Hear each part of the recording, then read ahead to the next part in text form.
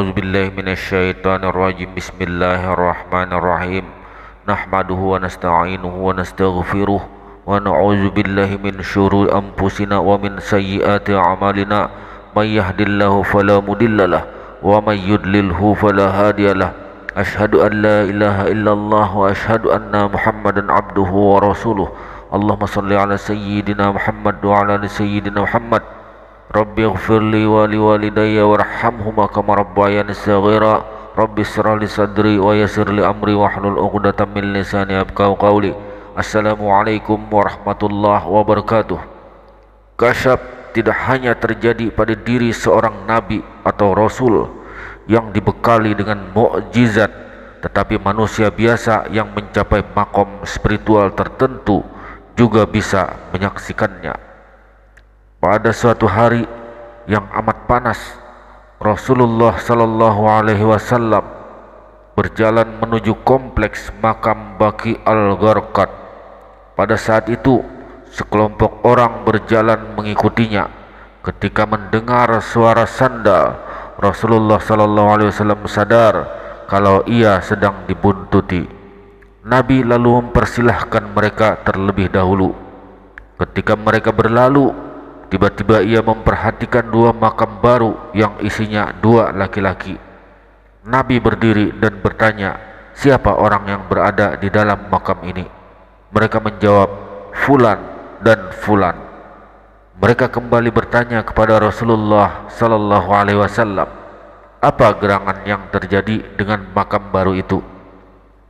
Rasulullah menjawab bahwa salah seorang di antara keduanya dulu tidak bersih kalau ia membuang air kecil, dan yang satunya lagi selalu berjalan menebar adu domba. Kemudian Rasulullah mengambil pelepah daun kurma yang masih basah. Sahabat bertanya, untuk apa itu dilakukan? Dijawab oleh Nabi, agar Allah Subhanahu wa ta'ala meringankan siksaan terhadap keduanya. Mereka bertanya lagi, sampai kapan keduanya diazab? Dijawab oleh Rasulullah, ini hal yang gaib, tidak ada yang mengetahuinya selain Allah Subhanahu wa ta'ala. Seandainya hati kalian tidak dilanda keraguan dan tidak banyak bicara, niscaya kalian akan mendengar apa yang aku dengar. Hadis riwayat Ahmad. Dalam riwayat lain dijelaskan, Hanzalah bin al-Rabi' al-Nusaidi berkata, Abu Bakar datang kepadaku lalu bertanya, apa yang terjadi dengan dirimu? Hanzalah menjawab, aku telah menjadi seorang munafik. Abu Bakar berkata, Subhanallah, kamu berkata apa? Lalu aku jawab, kita berada di samping Nabi saat beliau menjelaskan kepada kita tentang surga dan neraka. Saat itu seolah-olah kita sedang menyaksikan surga dan neraka dengan mata kepala sendiri. Namun ketika keluar dari majelis beliau, kita tenggelam dengan urusan anak istri dan hal-hal lain yang sia-sia. Kita banyak lupa. Abu Bakar bertanya lagi, demi Allah, sesungguhnya kami pun mengalami keadaan seperti itu. Lalu Abu Bakar berangkat hingga kami masuk ke ruangan Rasulullah Sallallahu Alaihi Wasallam. Saat itu aku berkata, Hanzalah menjadi seorang munafik, wahai Rasulullah. Beliau bertanya, apa yang terjadi? Lalu aku jawab, kami berada di samping engkau saat engkau menjelaskan kepada kami tentang neraka dan surga. Saat itu seolah-olah kami melihat surga dan neraka dengan mata kepala sendiri. Namun ketika kami keluar dari sisimu, kami tenggelam oleh urusan anak, istri, dan hal-hal yang sia-sia. Kami banyak lupa. Lalu Nabi menjawab, demi zat yang maha menguasai jiwaku, seandainya kalian terus-menerus mengalami apa yang kalian alami saat berada di sisiku, dan terus-menerus berzikir, niscaya para malaikat akan menyalami kalian di tempat-tempat pembaringan kalian dan di jalan-jalan yang kalian lalui. Hanya saja, wahai Hanzalah, itu hanya terjadi sewaktu-waktu. Beliau mengulang-ulangi perkataan ini 3 kali. Hadis riwayat Muslim dan Tirmizi. Dalam riwayat lain juga dijelaskan sebagaimana diceritakan oleh Imam Bukhari dalam kitab Jam'ul Fawaid. Imam Bukhari meriwayatkan dari Usaid bin Hudair ketika ia membaca surah Al-Baqarah di malam hari, sementara kudanya ditambatkan di sampingnya. Tiba-tiba kudanya meronta-ronta. Ia menenangkan kudanya hingga tenang, lalu melanjutkan bacaannya lagi. Kembali kudanya meronta-ronta, kemudian kembali menenangkan lagi. Kejadian ini berulang-ulang sampai 3 kali.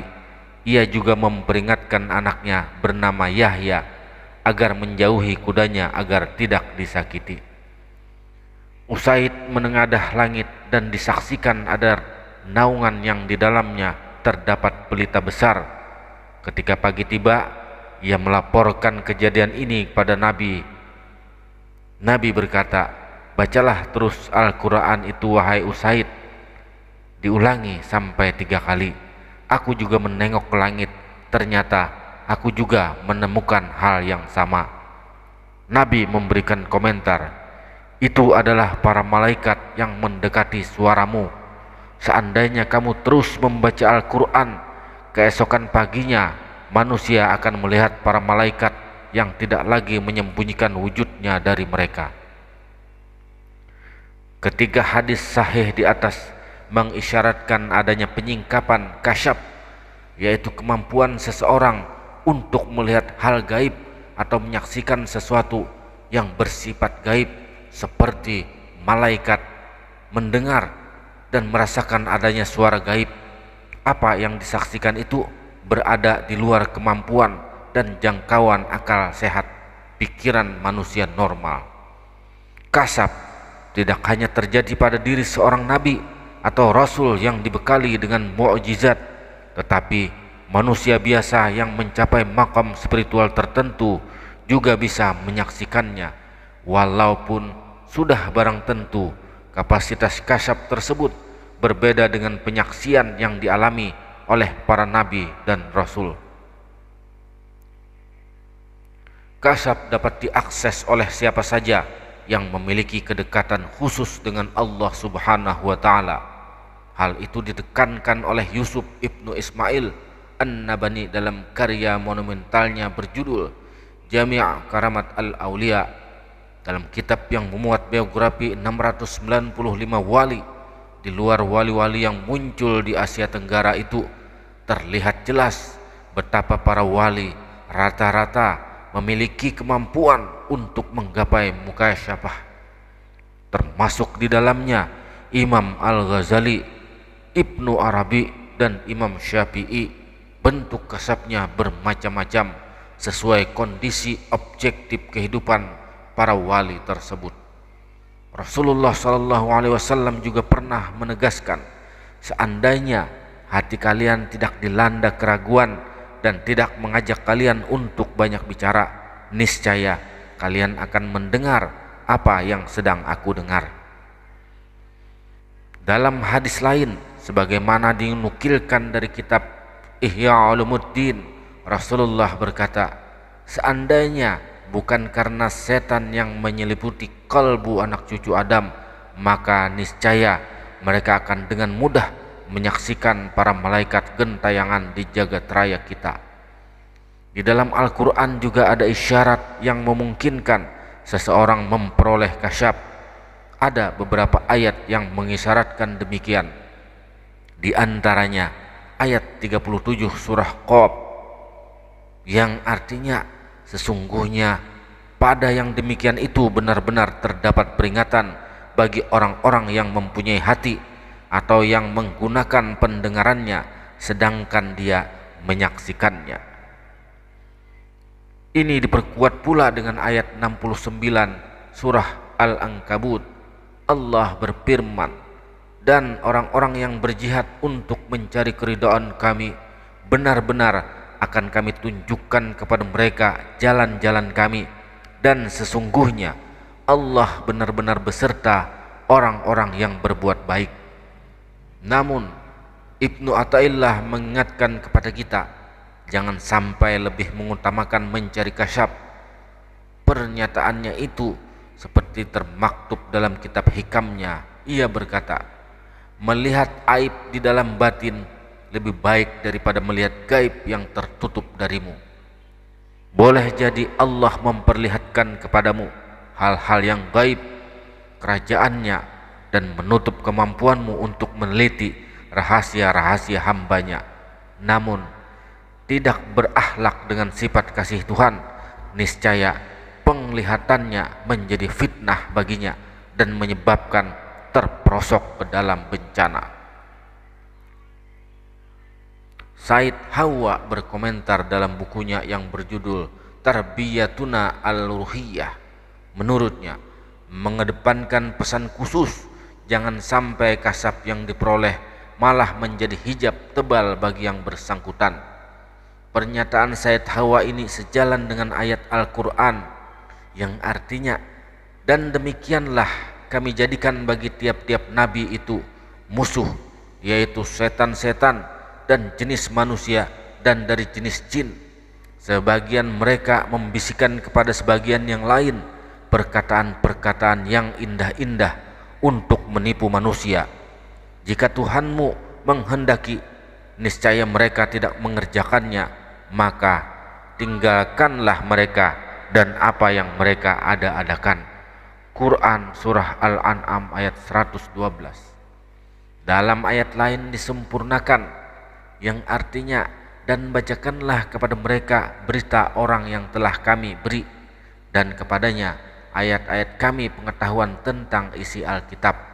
Kemudian dia melepaskan diri daripada ayat-ayat itu, lalu dia diikuti oleh setan sampai dia tergoda, maka jadilah dia termasuk orang-orang yang sesat. Dan kalau kami menghendaki, sesungguhnya kami tinggikan derajatnya dengan ayat-ayat itu, tetapi dia cenderung pada dunia dan menurutkan hawa nafsunya yang rendah. Maka perumpamaannya seperti anjing, jika kamu menghalaunya diulurkannya lidahnya, dan jika kamu membiarkannya dia mengulurkan lidahnya juga. Quran Surah Al-A'raf ayat 175 sampai 177. Ayat di atas memungkinkan seseorang yang sudah menggapai kasyaf namun mendewa-dewakannya dan menceritakan kemana-mana pengalaman batin tersebut, jika muncul perasaan bangga ketika ia mendapatkan pujian dari orang lain, maka kasyaf inilah yang justru akan menjerumuskannya ke bawah.